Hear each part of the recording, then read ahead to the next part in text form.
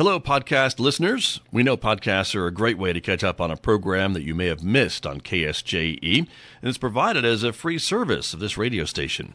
But, you know, KSJE is now listener-supported, and so while you enjoy this podcast, we hope that you'll also take some time to join KSJE. Become a member today. It's quite easy to do. Just go to our website at ksje.com/support and pick the level of support that best matches your budget. Thanks again for listening. Here's your podcast. And also who has arrived in my studio is Arvin Trujillo, who I want to introduce to our audience from Four Corners Economic Development. Arvin, it's good to have you back. Good morning. Good morning, Scott. Thank you for being here. We're talking about fall. We had maybe one day of fall, and now we're in winter, so that's how it goes. That's the way it seems to go sometimes. That's it. But that's okay. We can never really complain about moisture, though. If it's snow or rain or anything, we always appreciate anything like that. So that's true, but you know, it's kind of funny. You have your cooler on one day, and now we're going to start looking at our heater. I did have it.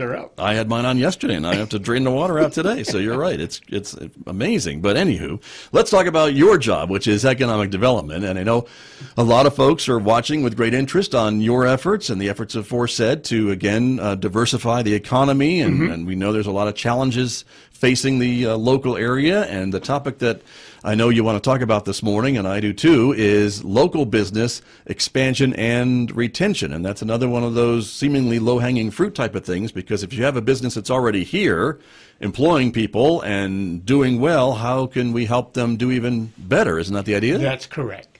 That's correct. What we're looking at right now is really seeing how we can better support our local businesses, both our small businesses, our mid-sized businesses, and in that aspect also see how we may even be able to promote startups in the area. Because again, those aspects are very important to a community as you begin to build our local businesses in our current job market. You know, having that one or two extra hires within each business, if you have a number of those, that begins to add up, and you start seeing impacts from that. Sure. And you've got these businesses that are already established, so their CEOs and their managers already live in the community. They know what to expect from the community, all those they want to be here. That's also another win, right? That's the big thing, is how do we keep people here? How do we keep jobs here in the area? And so that's one aspect of what we're looking at. The other is, again, how do we expand those opportunities? And in fact, really what we're doing right now, as far as Foresight is concerned, we're in partnership with all the other members that are within the Quality Center for Business here at San Juan College. And we're working hard to publicize the services, the support, even the kind of equipment that is available up there at the business center, at the makerspace, and how these different areas are there to help support our small and mid-sized businesses and help them achieve whatever success that they would like to achieve. Sure. And some of these things are relatively new, right? The makerspace is probably the newest thing up there, but I know it's been open for a while now. Yes. But again, to get the word out that if somebody's looking for this kind of high-tech equipment to help make a new style of widget or whatever it is that their business does, they may not be aware that that equipment exists at San Juan College, and there's a way for them to be able to use that equipment to produce some of this stuff, correct? Yes. Being able to take one's idea and move it into an actual product. At times you need specialized equipment to do that. There is a place now here in San Juan County where a lot of that equipment is available. Right. And the important part to that also is that we have personnel there at the business center who can train you. Right. And help you develop yourself or you develop your skills so that you can run that equipment effectively, but also safely, and produce whatever products you would like to produce. Right, which is interesting. And so as you tell people about these things, I mean, I would assume if they don't already know about it, they must be surprised or pleasantly surprised to learn that we have that here. Well, they are surprised, and we do have tours for people to come up and take a look at the different areas. And in fact, we're working really hard with our local chapters too to get the word out. And we've You're working got on that today, aren't you? We're doing Right? that today. We've got 6 chapters coming in, about 21 individuals representing those 6 chapters, to give them a full overview of what is available at the Business Center so that they're in a position to provide information to their communities Right. about what's available here at San Juan College. Because certainly as we talk about the economic development challenges of San Juan County, the challenges on the Navajo Reservation, Navajo Nation, are just as serious, if not more. Well, again, they've got a lot of challenges that they have to overcome. But again, it's looking at that aspect of saying everybody has ideas. It may be jewelry. It may be clothes designing. It may be developing some type of a widget. It may be in the computer areas. We look at different areas and we find ways to help support different individuals in whatever pursuit they may want to follow. Sure. And we provide them ways to help them become successful, doing a business plan, looking at loans, how do you look at budgeting, how do you look at financing, et cetera. So those things are available there at the center. And so all of that falls into retention. That all falls into expansion. Right. And there are a lot of things like you mentioned. I know if someone has an idea for a business or to expand their business, there's a lot of services that are available, oftentimes for free or very low cost, I know, to really help these individuals kind of look before they leap, so to speak, so that before they decide to take out that $500,000 business loan, that maybe they do the spreadsheet that shows when they can repay that loan or those types of things, right? Exactly. We've got the Small Business Development Center located there. We've got West, who are both advisory groups. We've got Work Solutions there, Right. who are all advisory groups there to help our small businesses and to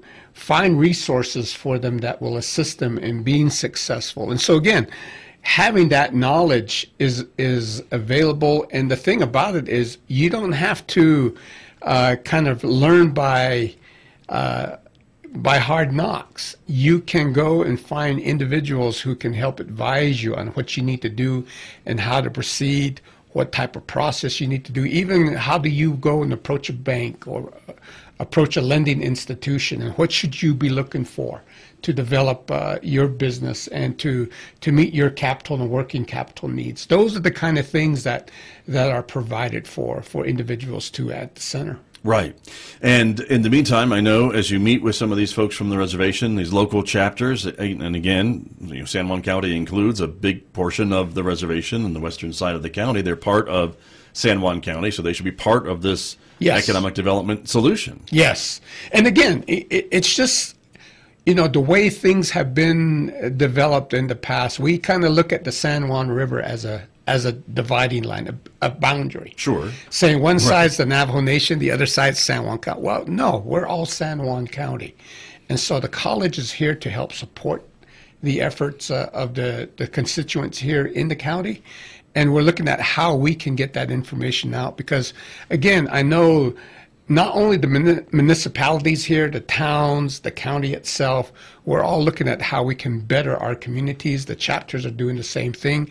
And so, again, it's a concerted effort on how we can begin to develop our overall workforce capacity, our ability, our skilled labor, those aspects, because that will, again, help us down the road as we look at things such as recruiting new businesses and new industries into the area. Sure, exactly.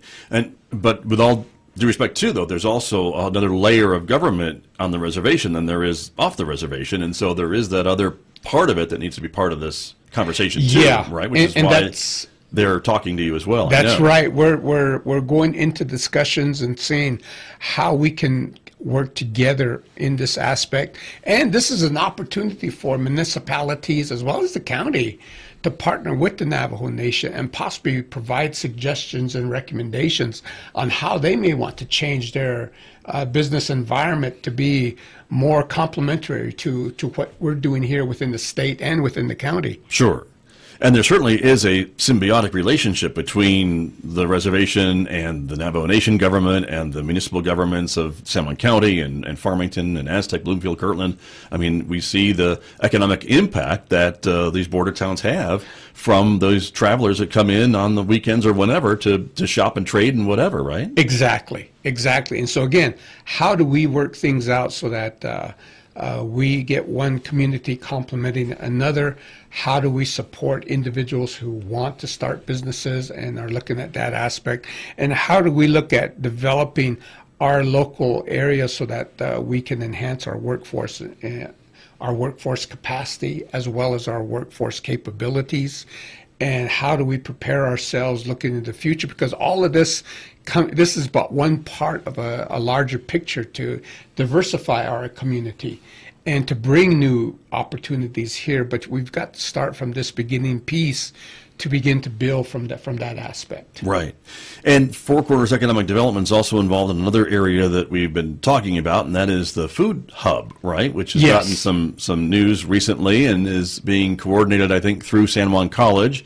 But it really is a almost regional-wide effort, correct? Well, again, we got the food hub through a grant to San Juan College.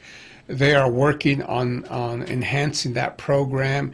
In fact, the director has been working with Shiprock chapter on that aspect. We've also have learned that, and we know that La Plata County and Montezuma County in southwest Colorado also have food hubs. So there are opportunities there to look at how do we look at local foods, local people type of concept in terms of providing food in the area for stores and businesses in this area.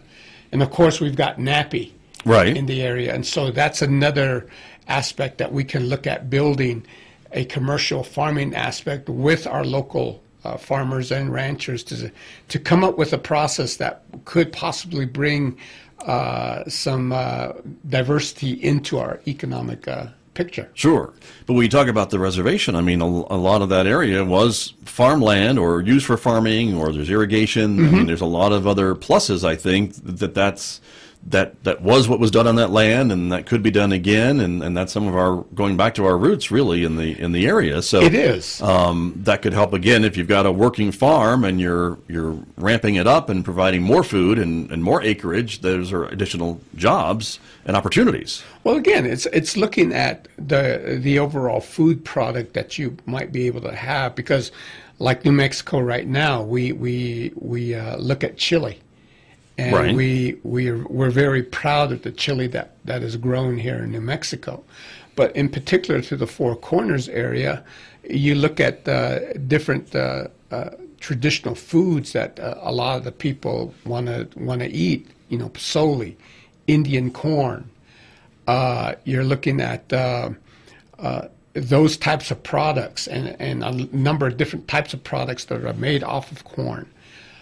You know, are there opportunities there to commercialize that somewhat and get a product out that maybe some of the local stores and grocery stores could sell to the people here in the area? Sure. So that's a possibility. Right. And that's what Forest can help maybe make possible, right? Yes. Another thing we were talking about before we came on the air this morning is you are looking for some feedback, some focus groups maybe to, again, kind of fine-tune what your efforts need to be to help existing businesses and maybe future businesses? Yes. One of the things that we're working with San Juan College on right now is developing focus groups within different labor clusters. And this is on the very early stages, but in that aspect, we're also working with New Mexico Tech. And they're wanting to be involved in how they can help in that aspect. But what we're looking at is wanting to get more information from local businesses, both small, mid-size, and even some of the industries that we have. What are their needs? What do they see that they need their employees to know? Or what kind of employees are they looking for? What kind of skill sets are they looking for? And then understand what possible gaps we may have in those areas, and inform San Juan College, inform the high schools, inform some of the training centers here that this is what local businesses are looking for, this is what they desire, and see what we can do to provide skilled labor for some of the areas that are available here in San Juan County currently. Sure. And that's, I guess, where the college can certainly come in to help, right? With some Yes. vocational classes or other types of certificate programs and Exactly. things that can get the kids, pardon me, the students in and out in a relatively short amount of time. And that's the idea there. Because again, we just want to make sure we have good connection. We want to make sure that people are being able to utilize their time effectively so that they go in, they get the necessary training or get the necessary certification, and as a result of that, they can go out and find employment. Right. And that's the goal here, is for people to find employment, for businesses to be able to utilize those employees to build their business and to build their capabilities, which then comes back to retention and expansion. Right. And that is the other area I want to ask you about, too, because then we always hear about economic-based jobs, and those are specific types of jobs that actually add to the economy, not necessarily take away from the economy. Right. And so those are the kinds that you really want to see happen in our community. And it's great to have fast food and restaurants and retail and all the things that Farmington certainly is known for, but those aren't necessarily the economic-based jobs. They do a certain amount, but not as much as some others could. Is that the idea? That's the idea. You want businesses, and we do have businesses. We do have certain industries that provide value-added product, which brings money in from the outside into the area. Right. That's in essence what an economic-based job is. Whereas service-related jobs like your retail jobs, those types of jobs we kind of put those into a category called service-related jobs, meaning the money that's generated there stays in the area and continues to move within the region here. Mm-hmm. But economic-based jobs are jobs that bring money into the region, and that's what we're focused on, because then that begins to build the service-related jobs also. Right. And so I know to a certain extent some of those retail and service jobs do that a little bit by attracting folks from outside of the community in to shop and trade, and like Yes. you talked about, but it's not as maybe big of an impact as if I was creating a widget and selling it to China or back east or wherever, and then that profit comes back into my business in San Juan County. That's right. And that's the right. difference, right? That's the difference there. Gotcha. And so again, we're looking at both aspects because one supports the other. But at the base of that are those economic-based jobs, because that's what brings the money into the area. Right. Now, let me ask you, too, a little bit about some of these ideas. If you have some of these jobs and some of these local businesses are expanding and thriving, the idea, too, is that when you have young people who are going to school and graduating and looking for where they're going to buy a home or settle and start a family or whatever the case may be, having Farmington and San Juan County be an option, not just a place to leave from to go somewhere else to do all that, right? That's, again, it comes back to growth and how do we do a tremendous job in educating our youth.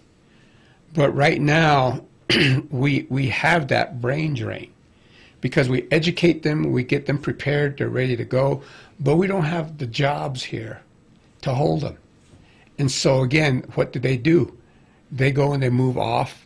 They go and find the jobs where they're located. And at the end of the day, that's great. But when they move to Denver or they move to Albuquerque or they move to Missouri or wherever, they're there now supporting and advocating for that specific community. They're volunteering there. They've got their kids in sports. They're doing a number of different things. They may be running for city council. They may be doing all these different things, but they're doing those things in those communities. It would be great to have them come back and do that here in our community. Right. And in order for that to happen, we need some of these jobs, obviously, that are available. But there's I think the politicians would say quality of life issues, too. And I think Farmington and San Juan County do pretty well in that regard as well. We hear from a lot of folks who maybe left town and then they've moved back to raise their families because this is a pretty good place to raise a family. Well, again, that's what we're looking at, because we do have a tremendous quality of life here. We have a lot of activities that people can get involved in. We're basically a sports-related area. We've got a lot of sports available for the young people. Right. I'll just say it's October and it's not snowing here. So there you go. No offense, Telluride, but enjoy that today. But again, those types of things, looking at that aspect, the fact that we do have a lot of real positive aspects here in the community. And we do, you've heard a lot of them before, Scott, come back, and even people from the outside coming in and say, this is a really nice place to live. We've had people who have come in and have expressed their thoughts about the real positive and the real positive quality of life that they're experiencing here. And so again, we're looking at different ways to take advantage of that and to share that. But also, how do you begin to keep some of our own young people here? Because they like living here.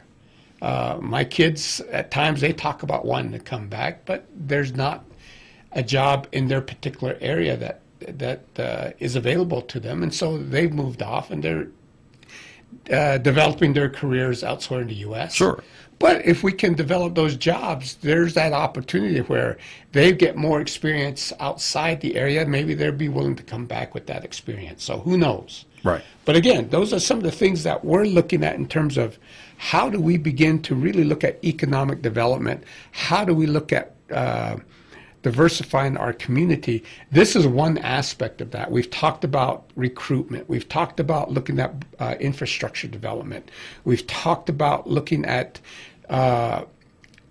developing ourselves or partnering as a region and looking at collaborative efforts. But all those are pieces to this, and this is another piece to that. How do we begin to really support our businesses here? And how do we get the connection between our educational systems, our training systems, and our businesses so that we're all working together in order to achieve an end goal where people are being employed, we have openings available, and we continue to grow and thrive in this region. Very good. Just a couple of minutes remaining this morning, Arvin Trujillo. So let me ask you, a couple of weeks ago, Mike Lewis was here from Four Corners Regional Airport talking about some of the improvements going on at the airport, his hopes, and he seemed very confident that within a year we may see commercial air service return to Farmington. I would think from an economic development standpoint, being able to offer passenger air service to and from a community has to be an important driver for economic development. Will that help you with your tools in your tool belt to do the job you're doing? That would definitely help. And again, we're looking at all things, and I've been keeping in touch with what's happening with our airport and how that's moving forward. We're looking at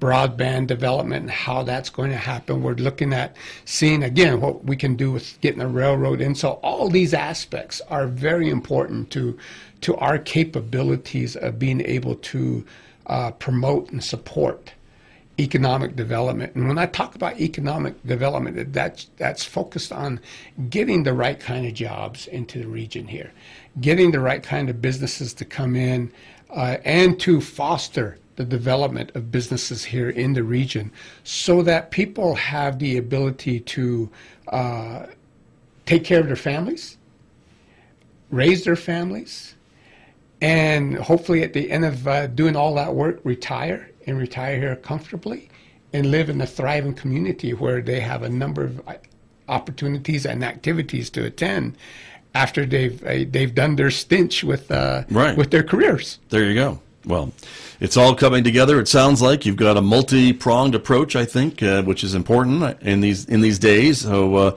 we appreciate you coming in every month to talk about what you're doing. Well, I'm glad to do that, Scott, and we're just pushing forward and enjoy these times of informing the community and working with you and getting the message out and letting folks know what we're doing. Well, some great partnerships that you're making, again, to help in economic development throughout the county. Thank you, Arvin Trujillo. Thank you, Scott. You're very welcome. It's Arvin Trujillo, everyone. He is the CEO of Four Corners Economic Development, my guest here on KSJE. And I'll be back with more in just a moment, everyone. The time right now is 8:36. Did you enjoy that podcast? We hope that you did. And if you did, share it with your friends. And if you really want to keep podcasts like this coming, please support KSJE. You can do it easily online at ksje.com.